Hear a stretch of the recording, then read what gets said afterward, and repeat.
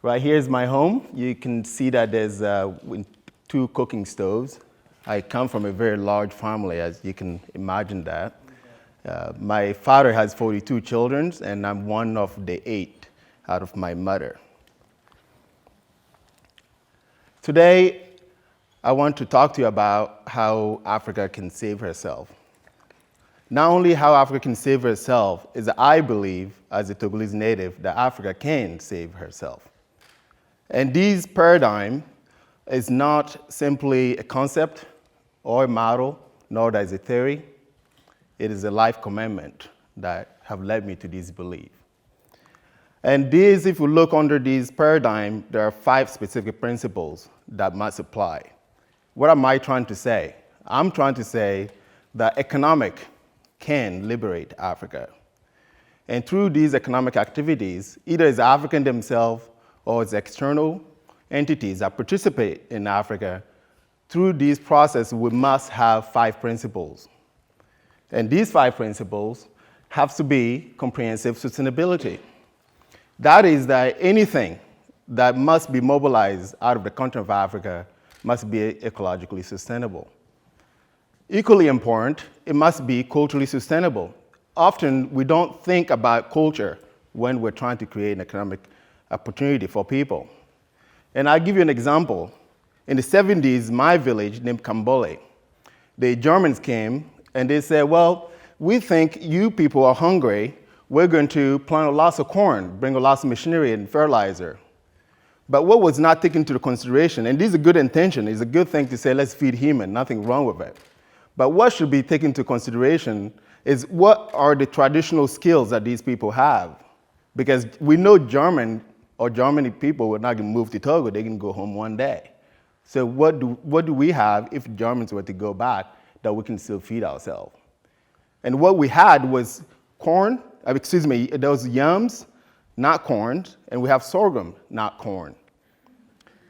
And the Germans did. They thousands of acres, cleared the land, and plant corn. By 80s, structural adjustment came about, so the Germans went home. And the land, those vast lands, is left. So what I'm trying to say is that we must have the skills and traditional knowledge that apply to our own society, not an imported knowledge. Second, African resources, labor, must be compensated at a fair price. As you can see here, by increasing by 1% of values toward the African export, it results in 70 billion. And these 70 billion is 5 times the amount that Africa received in aid.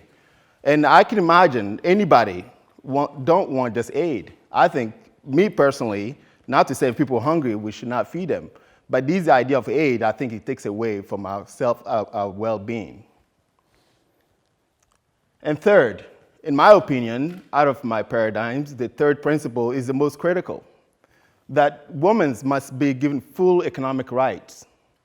As you can see in this picture, those women are crumbling black soap. And the way it is throughout the whole continent of Africa, a woman that has not participated in the Western education system has no place or have no opportunity toward an economic benefit. Women like my mother, because they can't read and write. And I don't think we can get out of poverty if half of our population are those women, and simply because they can't read and write, that they can participate.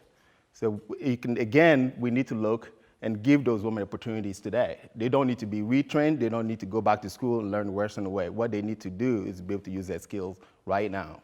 And again, I do believe they do have a place in the global market. Fourth, and what I should tell you is that my paradigm is for both ourselves within the continent of Africa and for the people outside. But specifically on these 4th principles, these has to do with us ourselves, meaning I'm talking to Africans. The ethnic unity is critical. Right now, the way it is that we look our ethnic differences as a division. And what we need to do is look our ethnic differences as a combined force. We look in Central Togo, for instance. Togo has more than 42 different ethnic groups. And each of those ethnic groups have specific skills and knowledge. And within the Central Togo, we have the Fulani ethnic group that are the best in making shea butter. And we have the Kotokoli are the best in making black soap. So what I'm trying to say is that if we combine those two, we see that at any given time, we can play a role in the global market. If the black soap is not the best thing to sell in the market, we know that shea butter may be. But the other part of this, and the reason why I say I'm talking to Africans, is that when you have one ethnic group that rules our society and denies economic opportunities to others, we'll never get out of poverty, because you can't have one ethnic group have everything and the rest of us be poor. So if we accept each other, then we can see that we can rise together. Lastly, I call this capital equilibrium. It is very clear to all of us that more in the past 600 years leaves the continent of Africa than what goes back in. And you can't expect people to get out of poverty when nothing goes back in to balance it out. Therefore, any commodity that's mobilized or knowledge out of the continent of Africa, I believe equally should go back to balance it out. In this case, should be funds. So funds should go back and primarily invest in education and health. So now, I'm going to tell you why do I believe these and for the past 10 years, and why those 5 principles, if we bind by them, that Africans can save themselves. 10 years ago, we identified a resource that is ecologically sustainable, the shea trees that grow wild. Equally important, we identified that we have traditional skills on how to make it.